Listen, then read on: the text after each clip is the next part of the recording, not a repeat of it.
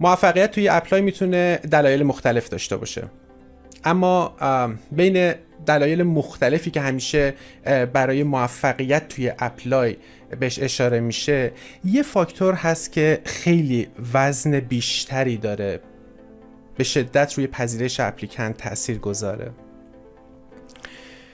این فاکتور داکیومنتیه که بهش میگیم رزومه تحصیلی، CV، یا اگه عنوان کاملش رو میخوای کریکولوم ویتای. نمیخوام بگم حالا کسایی که توی پروسه اپلای موفق به پذیرش میشن حالا همشون آدمای خیلی نخبه و از ما بهترونن یا عملکرد آکادمیکشون خیلی خفنه. به عنوان یه منتور اپلای داشتم دانشجوهایی که پذیرش گرفتن ولی حتی یه مقاله ISI هم نداشتن. اما اینو میتونم قطعا بگم که اینایی که پذیرش میگیرن تونستن CV های خیلی خوب و درستی ارائه بدن، نه صرفا حالا از این نظر که بگیم ساختار یا شکل رزومشون درست و استاندارد بوده که البته اون هم فاکتور مهمیه، منتها بیشتر از این نظر که محتوای درستی رو تونستن به شکل درستی توی رزومشون بیارن. به عنوان مثال اونی که حالا مقاله ISI نداشته ولی در عوضش مثلا دستیاری داشته، مثلا تدریس داشته، کارآموزی قوی داشته، تسلطش بالا بوده روی مهارت‌های تخصصی رشته‌اش، روی نرم افزارهاش، یعنی اگه یه چیزی نداشته عوضش تو چیزی دیگه داشته. و نکته مهم این که اون چیزای مهمی که داشته رو تونسته حالا به شکل درستی توی CV بیاره، جوری که بولد بشه و حالا توی چشم داورا بیاد. اینکه چطوری باید چنین CV بنویسیم و چجوری باید بهترین خودمون رو توی CV مون پرزنت کنیم، موضوعی که توی این ویدیو بهش میپردازم.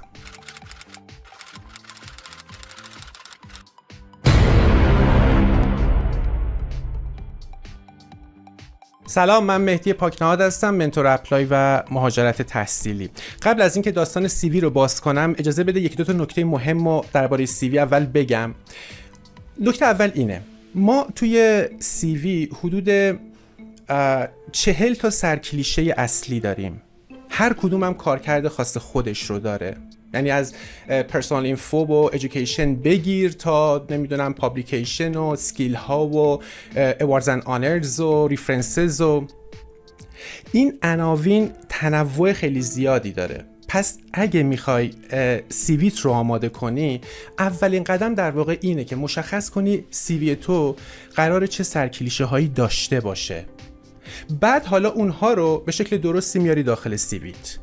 این سرکلیشه ها رو حالا توی ادامه همین ویدیو معرفی میکنم. نکته دوم، درسته که ما سرکلیشه های ثابتی رو توی CV ها داریم، ولی محتوا و ساختار CV ها توی مقطع های مختلف متفاوته. پس دومین قدمی که باید برداری اینه که سعی کنی اهم و مهم کنی بر اساس مقطع تحصیلی که داری. اون وقت روی پارتای خاصی از CV بر اساس حالا مقطعت که الان توضیح میدم اونها رو بولد کنی، برجسته ترشون کنی. به عنوان مثال اگه مثلا لیسانسی، یعنی منظورم اینه که داری یه CV در لول کارشناسی آماده میکنی، خب انتظار میره پارتایی مثل تحصیلات، ایژوکیشن یا بخش سرتیفیکیت ها یا کارآموزی، اینترنشیپ ها، اینا باید قوی باشه توی CVت. داورا به این بخشا دقت خاصی میکنن. یا اگه ارشد هستی، حالا علاوه بر مواردی که گفتم بالاتر برای لیسانس که اونا باید باشه، غیر از اینا مواردی مثل جوایز افتخارات، بهش میگیم awards and honors، یا دستیاری ها مثلا RATA، اسیستنشیپ ها، و بحث توانایی های نرم افزاری و حالا اون اسکیلای کامپیوتری که داری، این بخشا باید حتما توی CVت قوی باشه. و اگه داری واسه دکتری و پستاک CV ارائه میدی، در اون صورت حالا باز دوباره علاوه بر موارد قبلی، طبیعتاً نکته خیلی مهم CVت میتونه ریسرچ باشه. یعنی البته منظورم همه اضلاع ریسرچ هست، یعنی مقالات ژورنالی، نمیدونم کنفرانس‌ها، سمینارها، اسکیل‌های روش تحقیق، کدنویسی، نمیدونم مهارت‌های آزمایشگاهی، البته حالا رشته به رشته به اقتضای رشته، یا نرم افزارهای مدیریت منابع خیلی مهمه مثل انوت، مثل مندلی، یا تسلط رو پایگاه‌های آنلاین علمی. اینا منظورم از ریسرچ این اضلاع هست، یعنی صرفاً مقاله منظورم نبود.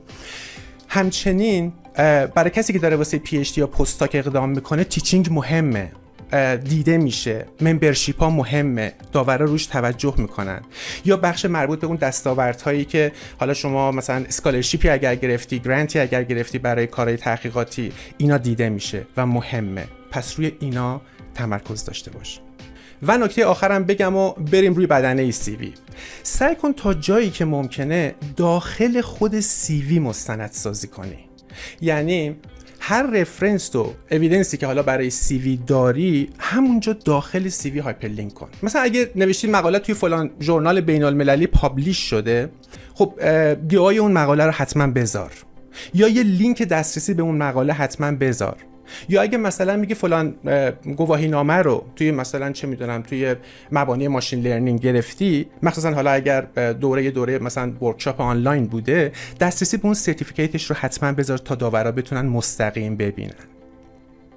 خب اینجاست که نقش پروفایل‌های آنلاین خیلی مهم میشه، مثل لینکدین، گوگل اسکالر، مثل ریسرچ گیت، اورسید، پرسونال وبسایت ها، چون اینا مرجعی میشن برای اینکه در واقع دعاوی یا اون ادعاهای سیویم رو بتونیم اثبات کنیم. اصطلاحاً برای ولیدیشن، برای کردیت ادعاها توی سیوی خیلی اهمیت پیدا میکنن پروفایل های آنلاین. من یه ویدئوی جداگانه برای پروفایل های آنلاین دارم، بهش پرداختم، میتونی اون رو اگر مایل بودی ببینی.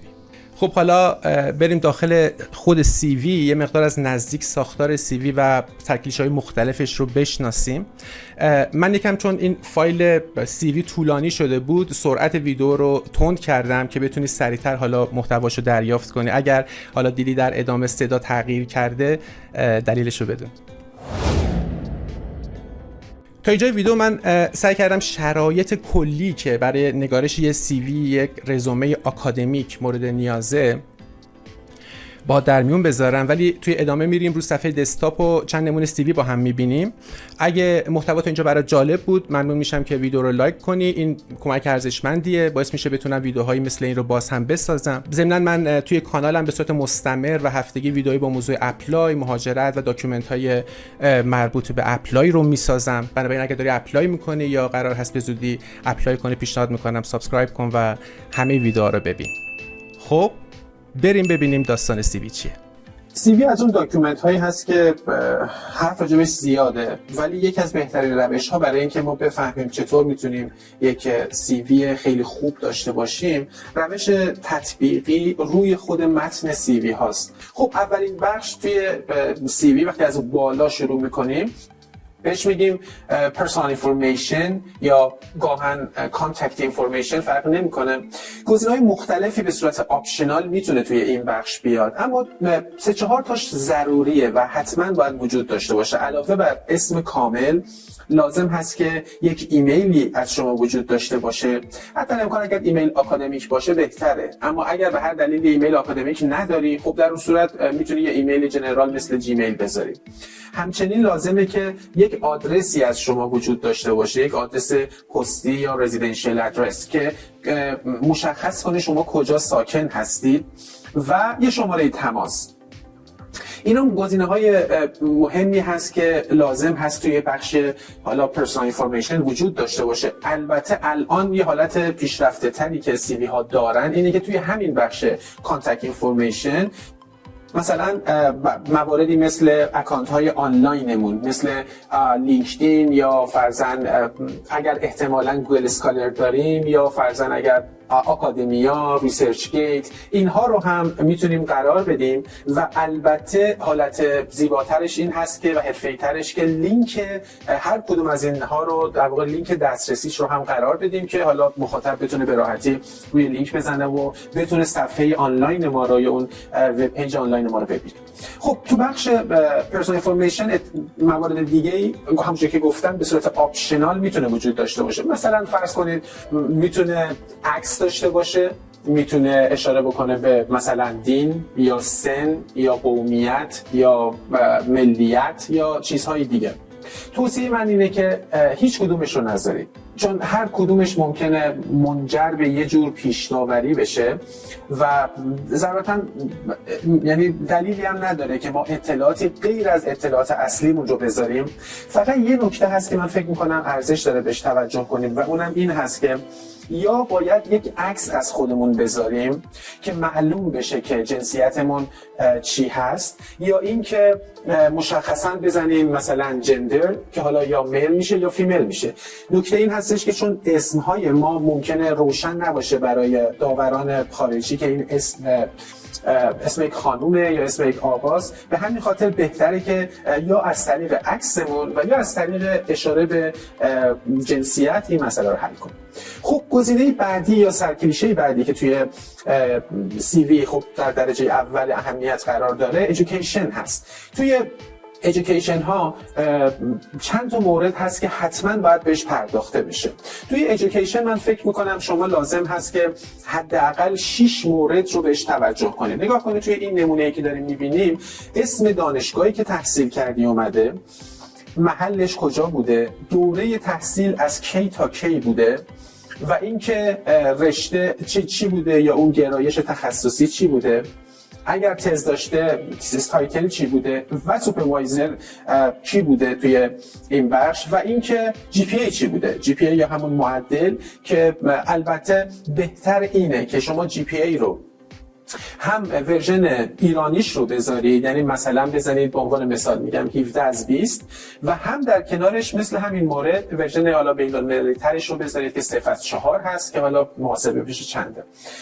در این حال توجه داشته باش که لازم هست توی این بخش نحوه گذاشتن مقاطع تحصیلی اصطلاحاً کرونولوژیکال هست، یعنی از بالا به پایین، از الان به قبل میره و لازمه که شما اول از همه آخرین مدرک تحصیلی که دارید رو بذارید و بعد از اون حالا طبیعتاً مدارک قبلی میشه. اگر دارید برای ارشد اقدام میکنید بهتره که خب کارشناسیتون وجود داشته باشه و دیپلم یا پیش دانشگاهیتون هم باشه.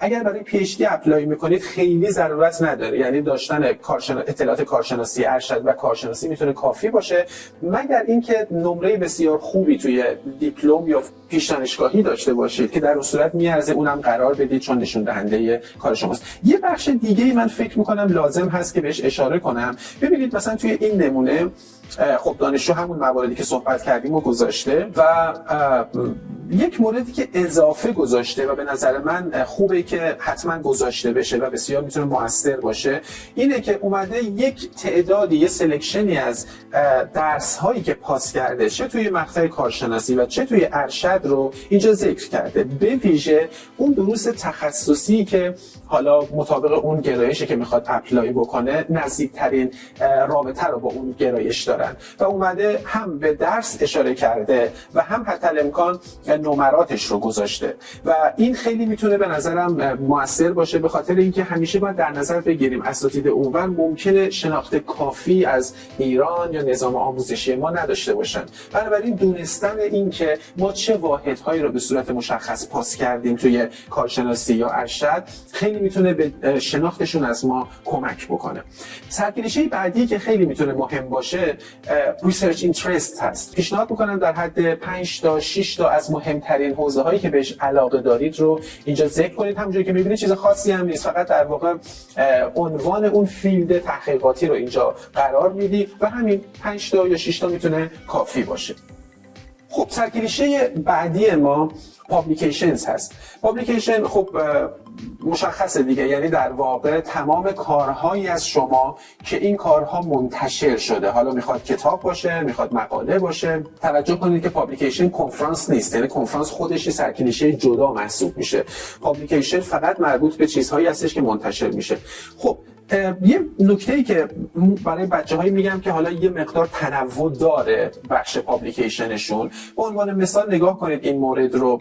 این اومده تفکیک کرده بین مقالاتی که منتشر کرده. چیکار کرده؟ اومده اول مقالات اصلی، حالا ISI یا مقاله علمی پژوهشی معتبر که داشته رو اومده در قالب سرکلیشه پیر ریویو جورنالز قرار داده. خب میدونید که مهمترین و ارزشمندترین نوع پابلیکیشن هایی هست که در ژورنال های پیر ریویو اصطلاحاً، یعنی داوری شده قرار میگیره. حالا اینترنشنال اگر باشه که دیگه فوق العاده است. نحوه گذاشتنش رو هم بعد نیست یه لحظه نگاه بکنیم. نگاه کنید وقتی میخواید آدرس به یک مقاله بدید، ابتدا اسامی نویسندگان قرار میگیره. توی اسامی نویسندگان توجه داشته باشید که اول فامیلی هست، بعد اسم، بعدش عنوان مقاله هست که به صورت کامل باید بیاد، بعد از اون محلیه که مقاله توش منتشر شده. حالا در مورد این گزینه خاص که داریم میبینیم در واقع MPRA بوده که یه آرشیو محسوب میشه، اما خود ژورنال رو اسمش رو بهتره اینجا قرار بدیم و حتی به صورت کاملتر بهتره که مواردی مثل این که اعتبار ژورنال مثلا ایمپکت فاکتورش چقدر هست. مثلا توی این نمونه وقتی نگاه کنید اینجا عنوان مقاله رو گذاشته و بعد اومده مشخصا تایتل ژورنال رو، عنوان ژورنال رو قرار داده، اینکه والیومش چی بوده، در چه تاریخی منتشر شده، از چه صفحه‌ای تا چه صفحه، اینا خب باید حتما باشه و ایمپکت فاکتور رو مشخصا آورده که ایمپکت فاکتور اون ژورنال چی بوده و یا اینکه حالا تو دسته‌بندی های چهارگانه Q1 هست، Q2 هست.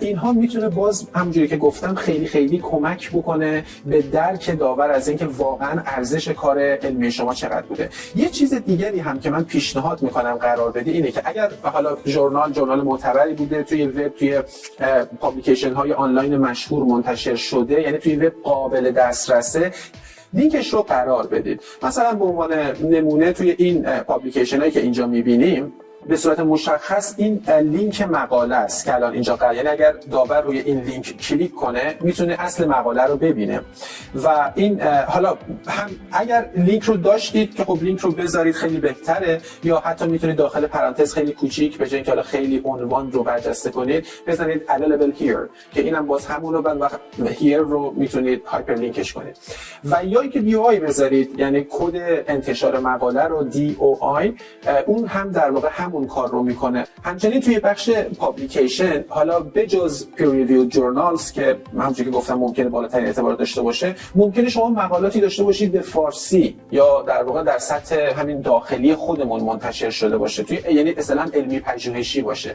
در این کیس هم من پیشنهاد میکنم که در واقع جدا بکنید، یا حالا بزنید نشنال مثل این دوستمون، یا اینکه نه اصلا فرضاً بزنید published in Persian، یعنی مشخص بشه که در کشور شما Persian in Iran، اینجوری میتونید تفکیکش کنید، ولی شاید همین حالت اینترنشنال و نشنال روشن‌تر بکنه و باز هم به همون ترتیب اطلاعات لازم رو باید قرار بدید. حالا قبل از اینکه از بخش پابلیکیشن خارج بشیم من یه اشاره بکنم که خب بعضی از بچه‌ها ممکنه که یک کتاب داشته باشن و بخوان کتابشون رو قرار بدن، خب میتونن کتابشون رو هم به عنوان یک بخشی از پابلیکیشن قرار بدن. پیشنهاد میکنم این بخش رو تفکیک کنید، به این معنا که وقتی پیر ریویو جورنالز رو قرار میدید زیرش مثلا یا بالاش، شاید بهتر از همین باشه که اول از همه قرار بدید بوکس، یعنی یک تیتری باز کنید تحت عنوان بوکس و بعد اونجا قرار میدید که خب نحوه گذاشتنش هم شبیه به همین هست. و در عین حال ممکنه که بعضی از دوستان هم هستن که بوک چپتر دارن، یعنی فصلی از یک کتاب رو نوشتن که خب در اون صورت هم حتما زیر همون مجموعه بوکس میتونید قرارش بدید. خب خیلی هم ارزشمند هست، به ویژه اگر اینها پابلیش شده باشه توی پایگاه‌های آنلاین بین‌المللی مثل الزویر یا اسکوپوس. در هر صورت این موارد همشون ارزشمنده. اما گزینه بعدی که یا سرکلیشه بعدی که باید بهش بپردازیم خود کنفرانس ها هست. ببینید وقتی میگیم کنفرانس مشخصا منظورمون یک رویداد علمی آکادمیک هست که ما در اون شرکت میکنیم برای اینکه یک مقاله رو ارائه بدیم. یعنی وقتی میگیم کنفرانس منظورمون این نیست که اگر رفته باشیم یک کنفرانس شنونده بوده باشیم، صرفا شرکت کرده باشیم، ما اینو تو بخش کنفرانس نباید بیاریم. اون وقت زیر شاخه‌های کنفرانس چیا قرار میگیره؟ کنفرانس‌های بین‌المللی و کنفرانس‌های حالا ملی داخلی خودمون. معمولاً توی خود ایران هم ما توی دانشگاه‌ها داریم که کنفرانس‌های بین‌المللی برگزار می‌کنن. از جمله شاخصاش این هستش که اینها به زبان انگلیسی ارائه میشه و اینکه خب مدعو خارجی هم زیاد دارن. نکته‌ای که هست اینه که شما باید مشخص کنید، علاوه بر اینکه اگر حالا اینترنشنال بود توی دانشگاه خودتون یا شاید رفته باشید خارج از ایران برگزار شده باشه یا حتی به صورت الان دیگه خیلی معمولاً آنلاین هم برگزار میکنن.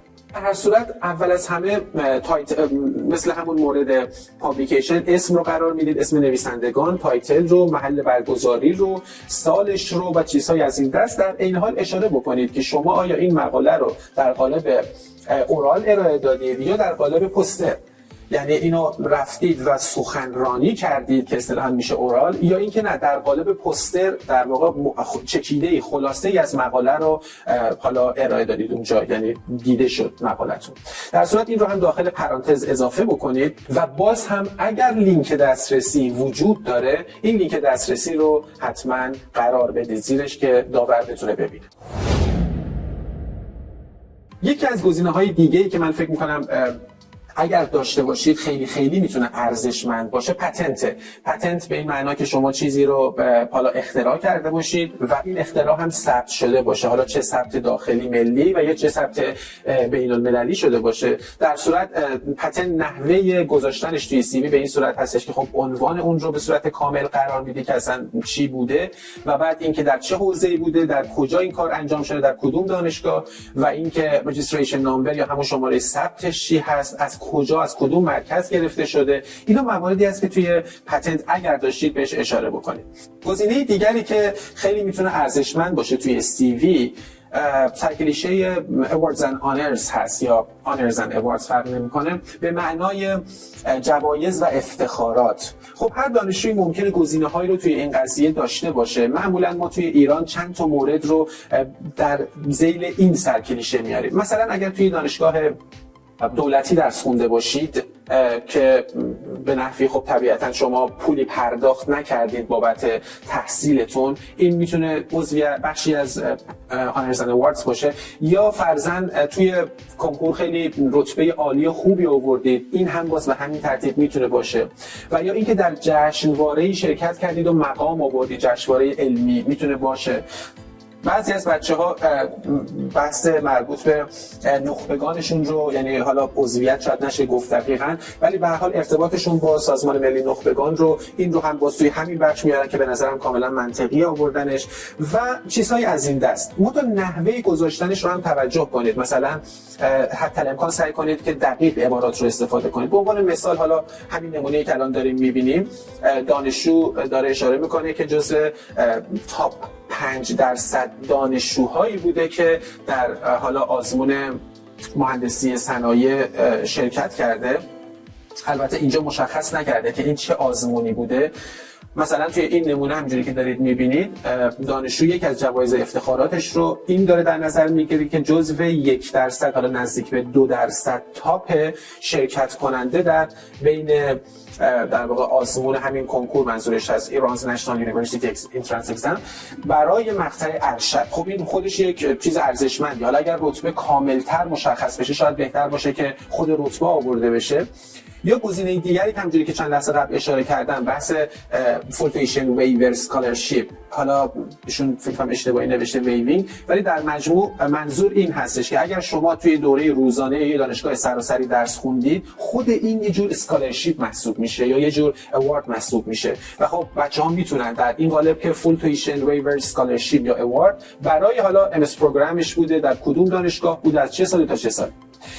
و همین داستان البته در مورد دوره کارشناسی هم میتونه باشه. مثلا این دانشجو برنده یک فستیوالی هم بوده، 5مین فستیوال نانوتکنولوژی، که به خاطر حالا مقاله‌ای که اونجا ارائه داده برنده شده. خب این طبیعتاً میتونه جزو awards and honors باشه. یا مثلا توی این نمونه می‌بینیم که دانشجو داره اشاره میکنه به اینکه در کنفرانس معتبر علمی ایشون مقاله‌اش در واقع بست پیپر شده توی این کنفرانس و طبیعتاً به این موضوع اشاره کرده. خب این موضوع ارزشمندیه و باز هم همون داستان مربوط به کنکور هست که اینم به شما گفتم که میتونه خیلی مورد جالب توجهی باشه. خب بخش دیگه‌ای که میتونه به نظرم خیلی ارزشمند باشه، حالا بعضیا دارن بعضیا ندارن، ولی در مجموع اگر داشتید گزینه ریسرچ اکسپریانس هست، یعنی تجربه های تحقیقاتی شما. خب چه مواردی رو میتونه شامل بشه؟ مثلا به عنوان مثال اگر RA بودید، یعنی زیر دسته یه استاد روی پروژه تحقیقاتی کار کردید، این میتونه یه چیز ارزشمندی باشه. یا یک پروژه‌ای رو شما توی دانشگاه انجام دادید با یک تیم با هم دیگه، یا توی لب آزمایشگاه و فعالیت مشخصی داشتید که به یه خروجی حالا قابل انتشار منتهی شد. مثلا درباره این دانشجو نگاه کنید، میگه به عنوان دانشجوی کارشناسی ارشد ایشون توی 3 تا لابراتوار کار کرده و که حالا اسمشون رو آورده. باید ببینیم که آیا خروجی کارش رو هم اینجا قرار داده یا خیر، که به نظر نمیاد، ولی خب بهتره که مشخص بشه که توی هر کدوم از اینها چه کاری رو انجام داده، یعنی وظیفه‌اش چی بوده، سمتش چی بوده. توی اینجا هد ریسرچر بوده. خب این دقیقاً یک گزینه دیگری هست که میتونه به عنوان ریسرچ اکسپریانس بیاد، یعنی که مسئول و مدیر یک تیم حالا ریسرچ بوده که روی حالا بحث سستینبل و اکو فرندلی کار کرده. یا به همین ترتیب اکادمیک پراجکتسش رو آورده اینجا. یا در این نمونه اگر ببینید این که RA بوده، یعنی ریسرچ اسیستنت بوده، خب اینو اینجا اشاره کرده. TA ها هم میتونن این موضوع رو اینجا بیارن، یعنی اگر احتمالاً شما دستیار استاد برای کارهای کلاسی بودید توی دانشگاهتون، TA بودن خودش یک تجربه ارزشمند محسوب میشه. منتها بهتر اینه که تجربه TA تون رو یا توی یک سرکلیشه جدا قرار بدید، یعنی اصلا مشخصا بزنید تیچینگ اسیستنتشیپ و توی اونجا بذارید، یا اینکه اگر تجربه تیچینگ مفصل‌تر و متنوع‌تری دارید، اون وقت ببریدش تو اون بخش قرار بدید. به عنوان نمونه مثلا توی اینجا که داریم می‌بینیم توی تجربه تحقیقاتیش این دانشجو هم به ریسرچ اسیستنت بودنش اشاره کرده توی دانشگاه. ببینید این خیلی مهمه که وقتی یه ادعایی رو توی CV مطرح می‌کنه حتما مشخصاً فکت بیاره و جزئیاتش رو بگی. مثلا این میگه من دستیار تحقیق بودم زیر نظر حالا پروفسور مثلا احمدی و ما روی فلان موضوع کار کردیم از تاریخ X تا تاریخ Y. یعنی جزئیات خیلی مهمه چون باعث واقعی شدن و روشن شدن اون عمل کرد میشه. یا دانشجو همینجا TAش رو آورده، یعنی تیچینگ اسیستنت بوده، حالا توی کدوم درس ها، توی اکانومیکس بوده، توی جبر بوده، توی بحث آمار بوده. چیزهای اینطوری خیلی میتونه مهم باشه که شما دقیقاً اشاره بکنید چه کردید توی اون سمت خاص. اما در عین حال خود تیچینگ اکسپریانس هم یعنی تجربه تدریس هم یک سرکلیشه جداست. یعنی شما به عنوان یک فرد دانشگاهی ممکنه تجربه های خوب تدریس داشته باشید که خیلی میتونه ارزشمند باشه، به ویژه برای بچه‌هایی که میخوان برای دکتری یا پستاک اپلای بکنن. مثلا توی این نمونه که حالا تا اونجا که خاطرم میاد دانشجو داشت برای پستاک اقدام میکرد و رزومش هم نشون میده این موضوع رو. خب دانشجو مدت طولانی رو به عنوان تیچر توی دانشگاه روی درس‌های مشخصی تدریس کرده بود و نگاه کنید نحوه گذاشتن خیلی مهمه. ببین اول باید مشخص بشه چه درسی بوده یا اصطلاحاً چه کورسی بوده، برای چه مقطعی بوده که اینجا مشخص شده. حالا دانشجو حتی در واقع یعنی صاحب CV اومده تعداد دانشجویان خودش رو هم مشخص کرده که توی مثلا 17 تا استودنت بودن و بعد گفته کجا این تدریس انجام شده، در دانشگاه مصنعت بوده و برای ترم تحصیلی یا سال آکادمیک 21-22 بوده.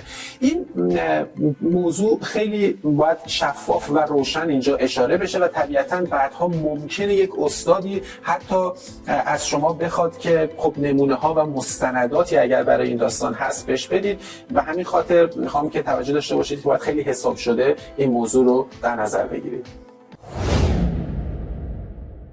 گزینه دیگری که خب خیلی طبیعتاً میتونه ارزشمند باشه، تجارب کاری مرتبط هست. من روی مرتبط بودن با رشته تاکید میکنم به خاطر اینکه خب باید حتما ارتباط داشته باشه که ارزش داشته باشه توی سی وی بیاد.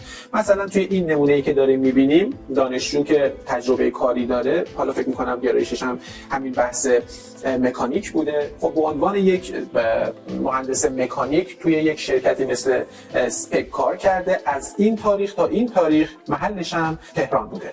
نکته‌ای که به نظرم جا داشت حالا این نمونه‌ای که داریم می‌بینیم این دانشجو اضافه می‌کرد، یه خورده با دیتیل بیشتری مشخص می‌کرد که مسئولیت‌هاش چی بوده. مثلا 2 تا 3 تا بولت مشخص زیر همین بخش می آورد و میگفتش که به عنوان مکانیکال انجینیر مثلا چه کارهایی کرد، چه مسئولیت‌هایی داشت، چه پستی داشت، وظیفه‌اش چی بود.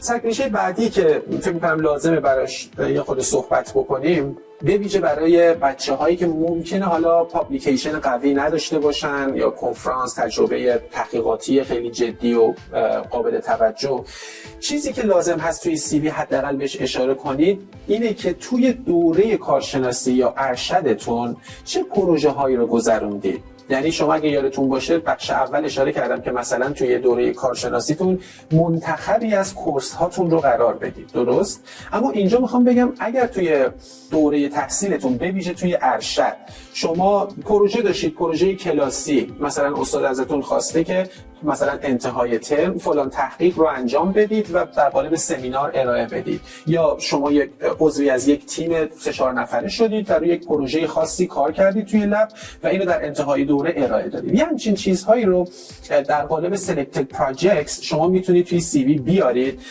و یه مقدار هم دستتون باز هست اینجا برای اینکه حالا یه مقدار بیشتر فکر کنید و حتی امکان پروژه های دانشجویی که یادتون میاد رو توی این بخش بذارید، چون پروژه دانشجویی بوده طبیعتا حالا خیلی هم کسی دنبال مستندسازیش نمیره. خب اینجا مواردی که مهم هست که لازمه حتما توی این بخش بیارید، خب علاوه بر این که مشخص میکنید که حالا مثلا نمیدونم این واقعا اینطور هست یا نه، یعنی عنوان درسش هست، بذارید ببینم یه نمونه‌ای که روشن. حالا خودم بذارید بهتون بگم مثلا چیه داستان. شما باید عنوان پروژه یا تحقیق رو اولا مشخص کنید، مثلا برای عنوان تحقیقتون کاری که داشتید می‌کردید چی بوده، خب، و بعدش برای چه کورسی بوده، یعنی شما برای چه کلاسی، برای چه درسی اون پروژه رو انجام دادید و حالا اینو گذاشته برای تحت سوپروایزری چه استادی بوده. حالا ممکنه اسم استاد یادتون نیاد، در اون صورت نذارید، ولی اگر بذارید باز شفافتر میشه. و نهایتا اینکه حالا زمان برگزار انجام اون پروژه کی بوده. حالا این مورد خاص فکر میکنم که باید حواسمون باشه که این مثال خوبی نیست، به این دلیل که به نظر میاد یک پروژه دانشگاهی خیلی بلند مدته، یعنی دانشجو به نظر میاد الان 2 سال داره روی این پروژه کار میکنه و در حال آماده سازی هم هست. من منظورم چنین چیزی نبوده. به صورت مشخص‌تر شاید بذارید یک نمونه دیگه بهتون نشون بدم که نشون بده که پروژه کلاسی صرفاً بوده. به عنوان نمونه توی اینجا میتونیم این رو ببینیم که Economic Assessment of Project. این مثلا توی این نمونه مثلا دانشجو اومده عنوان پروژه رو گفته و یک توضیح مختصری داده و برای یکی از کورس‌های مقطع کارشناسی ارشدش بوده و این یک پروژه ارزیابی اقتصادی بوده. یا توی این نمونه قاعدتاً به نظرم دانشجو میتونست اشاره کنه که برای چه درسی بوده و حتی سوپروایزرش کی بوده، در کدوم ترم انجام شده، در چه سالی و اسم دانشگاه رو بیاره. و اینجا هم باز تقریبا به همون صورت که داره عنوان تحقیقش رو اینجا آورده و موارد دیگه. بنابراین میخوام بگم اکادمیک پراجکتس میتونه به شما کمک کنه که یه خورده پربار کنید سی وی رو.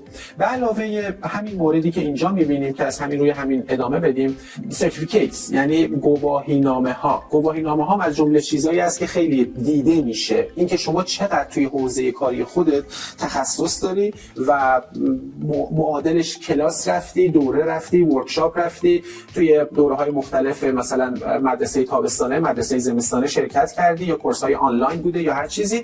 اینها رو باید با جزئیات تو بخش سرتیفیکیت بیاری. فقط توجه داشته باش که حتما باید مستنداتش موجود باشه. چیزی نیستش که شما بتونید همینجوری بالاخره مثلا بگید که من رفتم فلان جا یه دوره گذروندم. چه مواردی باید اینجا بیاد؟ قاعدتا اول از همه نام خود اون دوره هست، یعنی اینجا مثلا توی نمونه ما سیستم تینکینگ هست این پابلیک هلت. برای این کورس رفته دانشجو، یک کورس بوده، یعنی یه دوره زمانی بلند مدت داشته. این دوره‌ای که گذرونده در نوامبر 2021 بوده و آنلاین بوده، کورسرا بوده. در واقع اگر توی کورسرا شما دوره‌ای رو گذروندی و مدرک کورسرا رو گرفتی، چون یادتون باشه میشه مدرک رو گرفت، مدرک گذروندن یک دوره رو بدون اینکه پولی پرداخت کرد. کافیه درخواست فاینانشال اید بکنید و معمولاً به فاینانشال اید درخواست دانشجو جواب مثبت میدن. در صورت میخوام بگم اگر کورسرای شرکت کردید و گواهینامه داشت میتونید اینجا بیارید، ولی اگر گواهینامه نداشت اعتباری نداره و بهتره که بهش اشاره نکنید. حالا این موارد مختلفی از که حالا این دانشجو انجام داده یا توی این نمونه‌ای که اینجا می‌بینیم خب چندین دوره مختلف و سرتیفیکیتش رو گرفته برای کورس‌های مختلفی، حالا چه آنلاین بوده چه آفلاین بوده و مشخص کرده که این از کجا گرفته و در چه سالی بوده. حالا با توجه به اینکه مشخصا نوشته یونیورسیتی آف نیویورک، به نظر میاد که کورسرا بوده ولی اشاره نکرده. یادتون باشه که کورس های آنلاین حتی الامکان باید حتی لینکشون رو قرار بدیم، یعنی لینک یا گواهینامه یا اون تصویر درس که مشخصات درس رو نشون میده. حالا این دوستمون مشخص نکرده، ولی کلا به همین صورتیه که دارید میبینید. سرتیفیکیت ها رو با جزئیاتش بیارید. خب قبل از اینکه حالا وارد سرکلیشه های انتهایی سی وی بشیم، سرکلیشه های مثلا اسکیلز ها و چیزهای از این دست، چند تا مورد هست که به اقتضایی که آیا واقعا حالا دارید یا میخوام بگم آپشنال هست و بعضی ها دارن بعضی ها ندارن. اگر داشتید این مواردی که میگم رو بذارید.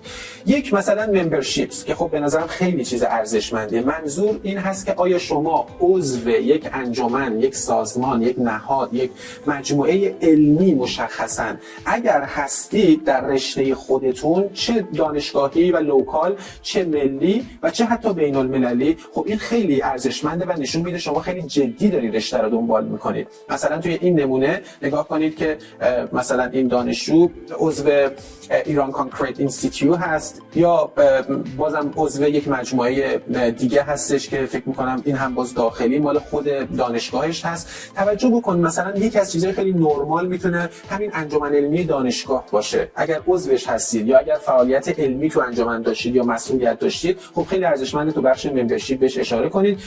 این همچنین میتونه مربوط به بخش volunteers activities هم بشه، یعنی فعالیت‌های داوطلبانه شما. این هم خودش یک سرکلیشه جدایی میتونه باشه که به نظرم این هم گزینه ارزشمندیه، به این دلیل که volunteer activities معمولا نشون میده دانشجو فقط یک دانشجو نبوده که فقط مثلا سرش توی کتاب بوده باشه. بنابراین فعالیت‌های داوطلبانه‌تون رو حتما تا اونجایی که مربوط به فضای آکادمی یا علمی یا اجتماعی و جدی در هر صورت هست میتونید بیارید. مثلا توی این نمونه‌ای که داریم می‌بینیم دانشجو توی یک نمایشگاهی که از دستاوردهای مثلا دوره دبیرستان بوده شرکت داشته یا عضو مثلا یک مجموعه‌ای بوده یا مثلا فرضاً عضو عکاس دانشگاه امیرکبیر بوده، چیزهای از این دست، یا مثلا تیچر بوده به عنوان داوطلب، حالا احتمالاً میرفته به بچه‌ها تدریس می‌کرده داوطلبانه. میخوام بگم اینها هم میتونه بخشی از شخصیت آکادمیک و علمی و انسانی شما رو نشون بده، پس بهش توجه داشته باشید. یا یک از گزینه‌ها و سرکلیشه های دیگه میتونه کارآموزی ها باشه، اصطلاحاً اینترنشیپس. یعنی معمولا تو رشته ها تو مقطع کارشناسی یکی از فعالیت هایی که بچه‌ها دارن کارآموزیه یا کارورزیه، یعنی یک واحدی که در انتهای دوره میگذرونن و به صورت اجرایی انجام میشه. خب یه همچین چیزی رو حتما بهتره که قرار بدید. حالا فرضاً اگر اول مشخص کنید تایتلش چی بوده، کجا بوده، زیر نظر کدوم مجموعه و چند ساعت یا حالا احتمالاً چند هفته، در چه سالی، این موارد رو به عنوان سرکلیشه اینترنشیپ هم در نظر داشته باشید. خب گزینه بعدی که مهم هست و باید حتما وجود داشته باشه بحث اسکیل هاست. اسکیل ها یا مهارت ها، ابیلیتیز ها، اینها داستانشون این هست که شما هر نوع مهارت آکادمیکی که ممکنه داشته باشید باید تو این بخش بیارید. قاعدتاً به 3 دسته میتونه اسکیل ها تقسیم بشه یا حتی شاید 4 دسته. من یکی میگم. یکیش که خب طبیعتاً لنگویج اسکیلز هست، همونجوری که اینجا میبینیم که توی این بخش باید اشاره کنید. اگر مدرک رسمی آیلتس یا تافل دارید که در اون صورت خب میزنید انگلیش و حالا میزنید ادوانس یا فلوئنت یا مثل این دوستمون فول پروفشنال پروفیشنسی و حالا خود عدد نمره رو میذارید، آزمون رو میذارید و جزئیاتش رو، یعنی هر 4 اسکیل زیر مجموعش رو شما باید اینجا قرار بدید. و بیا نماد آیلتس هم باز به همین ترتیب. منتها اگر در حال آزمون دادن هستید، یعنی دارید آماده میشید که آزمون رو بدید، در اون صورت بهتر هست که اینجا باز هم میتونید بذارید، مثلا فرض کنید میخواد آیلتس بدید، بذارید آیلتس کاندیدیت و تاریخ آزمون رو مشخص کنید. مثلا نگاه کنید دوستمون گذاشته to be taken soon. من پیشنهاد میکنم این کلمه گذاشته نشه، چون وقتی میگی soon یعنی که حالا من به زودی میگیرم، ولی مشخص نیست که آیا برنامه‌ای واقعا داری یا نه. ولی وقتی فکر کن بزنیم will be taken مثلا on چه میدونم فوریه 20، خیلی مشخص و معلوم دارید اعلام میکنه که در فوریه 20 شما میخوای این آزمون رو بدی. خب این خیلی فرق میکنه و نشون دهنده پلن خیلی قطعی شما برای زبان هست. برای زبان فارسی به عنوان زبان مادری یا مادر تانگ یا گاهن بعضیا میذارن نیتیو، خب اونو حتما قرار بدید که معلوم بشه زبان اصلی شما چی هست. و حالا زبان‌های دیگه اگر احتمالاً بلد هستید مثلا ترکی، ترکی استانبولی، ترکی که رسمیت داشته باشه و واقعا در حد B1 B2 بلد باشید، یا آلمانی یا هر چیز دیگری، یا عربی مثلا. و اسکیل بعدی خب حالا سافت‌ور اسکیلز یا مثل دوستمون کامپیوتر اسکیلز که اینجا به نرم افزارها در درجه اول اشاره بکن. نرم افزارهای تخصصی رشتت، یعنی هر چیزی رو نیار، نرم افزارهایی رو در درجه اول بیار که به رشتت میخوره و مربوط به رشتت هست. حالا این دوستمون مثلا پایتون بوده، مطلب بوده. من فکر میکنم نرم افزارها رو یک مقدار بهتره که حالا روشن‌تر مثال بزنی و نشون بدی مهارتت رو. به عنوان نمونه دانشجو میزان مهارتش توی هر نرم افزار رو با شکل نشون داده و مثلا به عنوان مثال این حدود 50% توی ایلوستریتور این دانش داره، یا توی SPSS، یا توی همچین چیزی توی نرم افزار مایکروسافت اکسل 100% تسلط داره، یا توی بحث ویرچوال ریالیتی که نمیدونم ویرچوال ریالیتی نرم افزار نیست.